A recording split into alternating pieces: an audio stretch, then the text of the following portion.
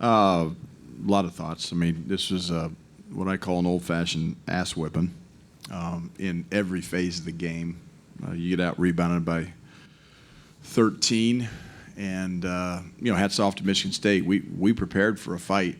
Like they didn't do anything that we didn't expect. I thought Coach Roan did a great job with the scouting report and the game plan. Unfortunately, we didn't show up. We showed up. The first 10 minutes we played hard, and we made shots, but then we lost this game on every front, offensively, defensively, rebounding the ball, all the things that we work on, and they were better than us in every phase of the game. I can't think of one thing. We made 4 threes and they made 2, but they scored 50 points in the paint. And there was a team we knew was struggling from 3 coming in here. They're still struggling from 3, but we gave them 50 points in the paint, and that was the number one piece of the game plan was to protect the paint and make them make some shots. And so transition defense, box outs, you name it, bad shot selection on the offensive end. We just got beat by a better team, and it's unfortunate. Let's open it up to questions for the players.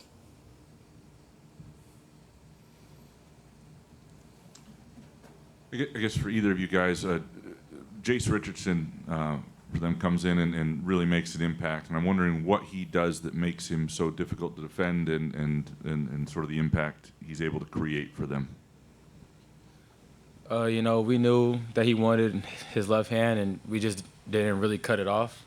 He's a real good driver when it gets that way. He can shoot a little pull up.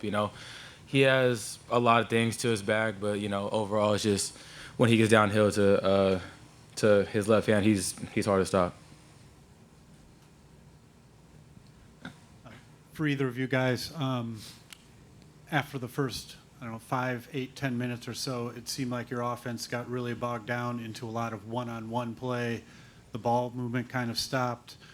Was it something Michigan State's defense was forcing you into, or was something lacking on your end? I'd say it was definitely something just lacking on our end. I couldn't say what exact thing it was. I think we got a little too drive happy, and myself included, we got just a little fixated on trying to attack the rim and over dribbled a little bit. But we did a poor job of adjusting and getting back to what we did the first 10 minutes of the game. And Anything else for the players before we let them go? Go ahead.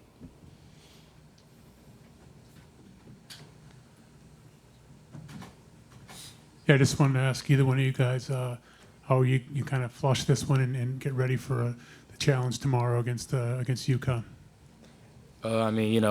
It's a quick turnaround. So we're gonna go back, do what we gotta do to get our bodies right, our minds right, scout team, all that. So, and just be ready to go.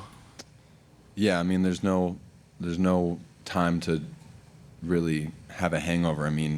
You're playing 2-time national champion next day. You can't wallow in self-pity for 2 days. Or else you'll get your ass kicked again. So, we really got to learn from what we did today and try to fix those issues and give it our best tomorrow. Yeah. All right. Thanks, guys, for being here. Coach Boyle will give you a couple questions. Anything for Coach Boyle?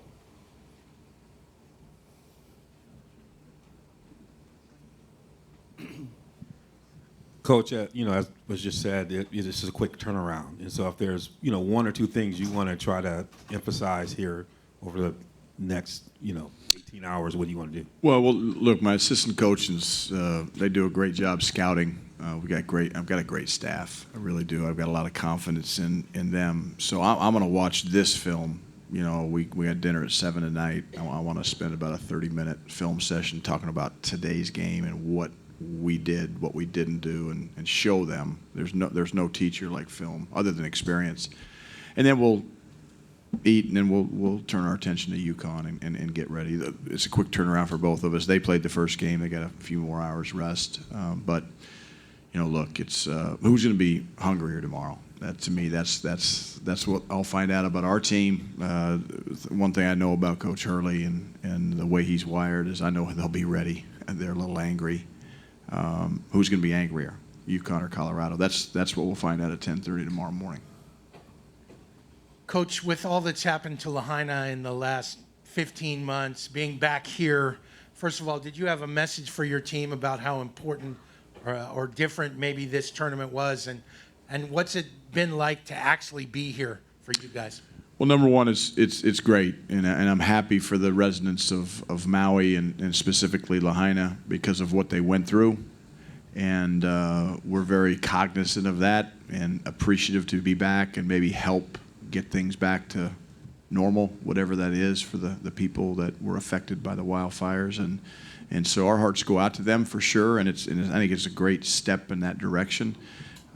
But in terms of this tournament, like we knew coming over here, this is a loaded field. And we knew no matter what happened today, you're going to play a really good team tomorrow, and no matter what happens tomorrow, we're going to play a really good team on Wednesday. So, in terms of preparation, there's no teacher like experience.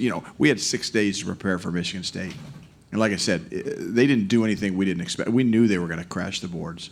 We knew they were going to get out and run on makes and misses. We knew they wanted to get downhill and get the ball in the paint. We just didn't do anything to stop them. We made some shots the first 10 minutes of the game to keep us in it, and then our offense went stagnant.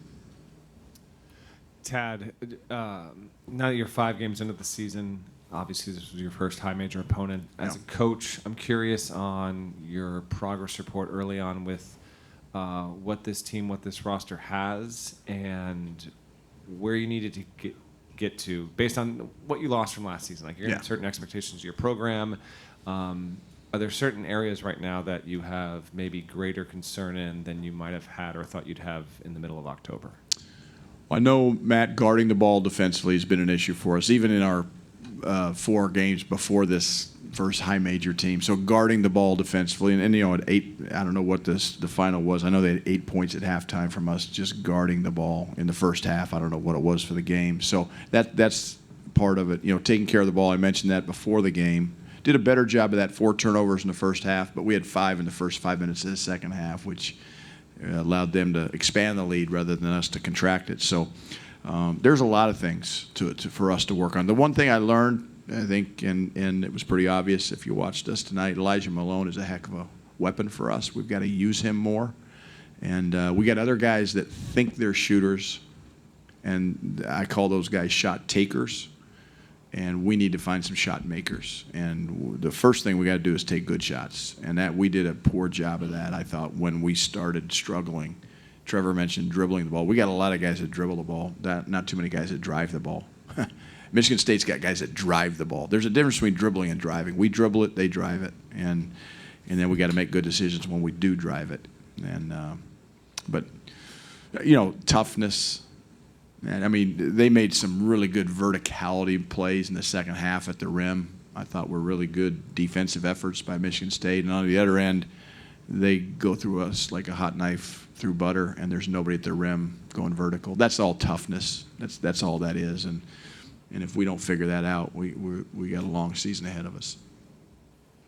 Coach, Michigan State, if my math is right, finished about 70% on 2-pointers. Yes. What does that tell you about your defense? Well, it's soft. It's soft. And again, that gets back to the toughness factor. And the number one thing on the board defensively before we took the floor, it's a short warm-up, but they come in and you say, okay, you give them 1 or 2, maybe 3 things defensively we got to do. The number one thing was keep the ball out of the paint, whether it's with guarding the ball and gap help, whether it's post defense, you name it, transition defense. We weren't able to do it. They got the ball in the paint whenever they wanted in different ways. And so it's just, to me, it's a matter of toughness. That's really, and because with Michigan State, if you are not tough, you got no chance to beat them. And we weren't very tough tonight, and we had no chance to beat them. Ted, over here.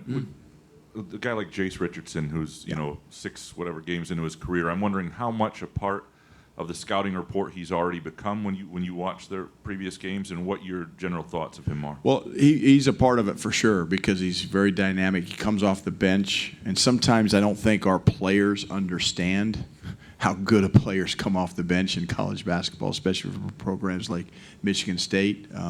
He's a kid that's extremely athletic. He finished in the lane. He finished at the rim, and he's a shot maker. That's why he was 6 for 8. Now, they're struggling from 3, but they got the ball in the paint, and they made plays. They finished at the rim, and we didn't finish at the rim. It gets back to toughness. I mean, the one thing I know about Coach Izzo is he prides himself and his program on toughness, as we do. And that's what's so disappointing to me about our performance tonight is that toughness factor. I keep going back to it, but Jace Richardson's a hell of a player, and they got really good guards. And when they start making shots, look out. Michigan State's going to be really, really good because they're bigs. They battle. I mean, I can't say enough about the Zapola kid. I mean, he just beats you. And Kohler, those guys rebound the heck out of it. And then you got a guy like Cohen Carr and Cooper come in. They go 7 for 7 from the field off the bench. I mean, they got guys that finish. All right. Thanks, Coach. Thank you.